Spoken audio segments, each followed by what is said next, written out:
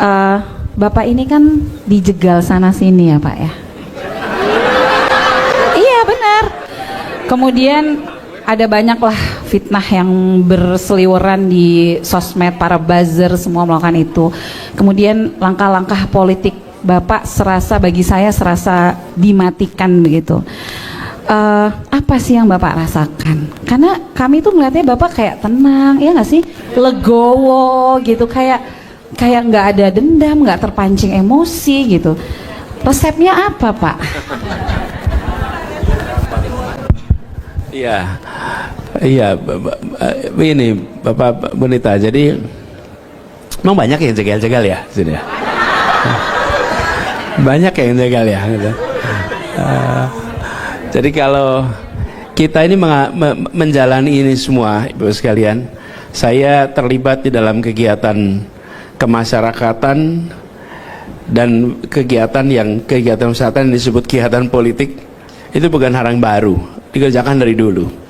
Dan di dalam perjalanan itu ada yang mendukung, ada yang tidak mendukung, ada yang suka, ada yang tidak suka. Bagi saya, suka apa tidak suka itu urusan perasaan yang bersangkutan. Jadi kalau ada yang tidak suka pada saya, itu urusan dia, bukan urusan saya. Jadi saya tidak perlu pusing dengan apa yang dia rasakan. Yang penting saya melakukan hal yang baik, hal yang benar untuk semua, suka atau tidak suka yang bersangkutan. Jadi dengan begitu rileks saja gitu. Jadi ketika saya tugas di Jakarta, saya merasakan juga Bu, datang di tempat-tempat yang masyarakatnya mungkin dulu tidak memilih saya. Datang di tempat-tempat yang masyarakatnya memilih saya. Dan ketika di awal memang unik Bu, datang di tempat yang semuanya mayoritas tidak setuju dengan pilihan mayoritas Jakarta ya. Itu ketika datang adem betul Bu, anyep gitu. Kalau datang ke tempat yang setuju kayak tadi tuh rame gitu kan, kita mau rebutan foto gitu.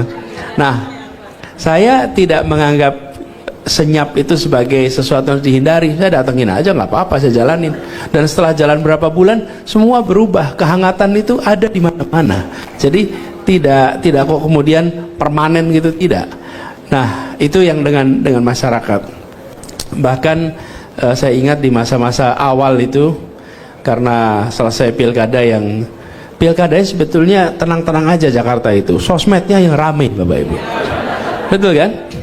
Kalau ke TPS, ya ada yang milih A, ada yang milih B, tapi tenang kan? Cuman coba lihat, itu di sosmed. Wah, iya. Pas nyoblos tenang, di sosmed, wih katanya Masya Allah.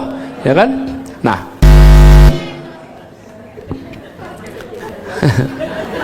Itu yang namanya buzz, itu begitu tuh. Buzz itu begitu tuh. Kalau orangnya namanya buzzer Bu itu. Nah, saya mana tadi ya? Sosmed rame. Nah, soal jegal menjegal. Selama saya tugas di Jakarta, saya tugas di kementerian, memang banyak sekali tantangan dihadapi ketika Jakarta terutama. Kenapa? Karena ketika di Jakarta sering ada persepsi dari sebagian orang yang berada di pemerintah pusat bahwa Jakarta ini seakan-akan oposisi.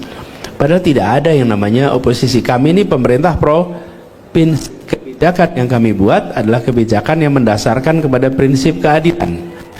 Nomor satu. Yang kedua, sesuai undang-undang. Kan tidak mungkin kebijakan dibuat tidak sesuai itu semua. Jadi, nah, tapi tantangannya ada karena ada perbedaan filosofi Bu. Seperti misalnya ketika COVID. Ingat ya COVID ya?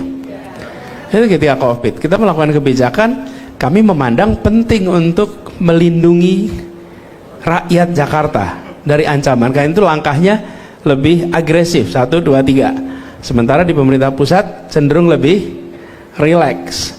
Nah, perbedaan-perbedaan itu Bapak sekalian yang seringkali kemudian muncul dalam bentuk yang disebut sebagai apa ya, tekanan dan lain-lain. Nah, saya menyikapi itu semua gini aja. Kalau yang kita jalani itu benar, tujuan kita baik, insya Allah Allah akan berikan jalannya untuk bisa berhasil.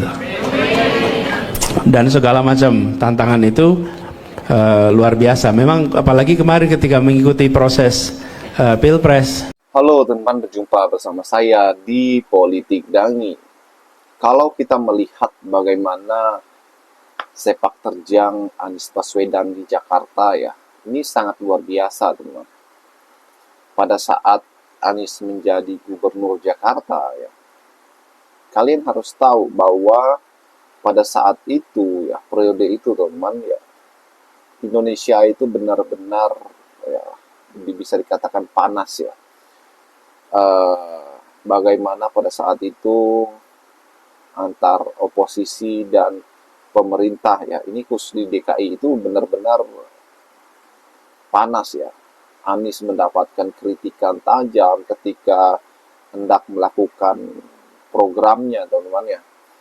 Bahkan di tengah-tengah itu Anies tetap menjalankan tugasnya sebagai gubernur. Berkali-kali di demo ya, Anies langsung terjun ke lapangan bertemu dengan para pendemo pada saat itu. Dan kemudian di tengah-tengah itu juga Anies kemudian membuat sebuah program yang dikenang sampai hari ini. Ya, apa itu? Yang pertama, bagaimana ia membangun JIS, ya, Stadion Megah milik Jakarta ya, untuk pertama kalinya, dan itu adalah sebuah prestasi karya yang sangat hebat. Kemudian bagaimana Anies membuat sirkuit Formula E teman-teman ya. Bahkan ini sirkuit yang mendapat sorotan tajam dari berbagai pihak ya, termasuk PSI yang pernah sidak ke sana ya. Dan ini membuat ruang gerak Anies pada saat itu memang dihantam kiri kanan depan belakang teman-teman ya. Dan akhirnya selesai juga sirkuit itu, dan pertandingan internasional akhirnya selesai juga. Kemudian bagaimana ia menata kota ya, membangun JPO yang sangat estetik ya, dan sampai hari ini pun menjadi ikon untuk Jakarta, untuk para pelancong, para pengunjung, bahkan berfoto-foto di sana. Ini adalah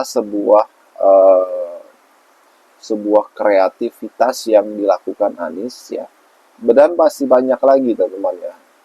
Dan itu membuktikan bahwa Anies ini adalah seorang pemimpin yang sangat luar biasa lah ya. Apalagi prestasi-prestasinya, gebrakan-gebrakannya pada saat di Jakarta ini masih dikenang sampai hari ini. Tidak heran kalau Anies itu mendapatkan ya simpati dari masyarakat Jakarta per hari ini teman-teman ya.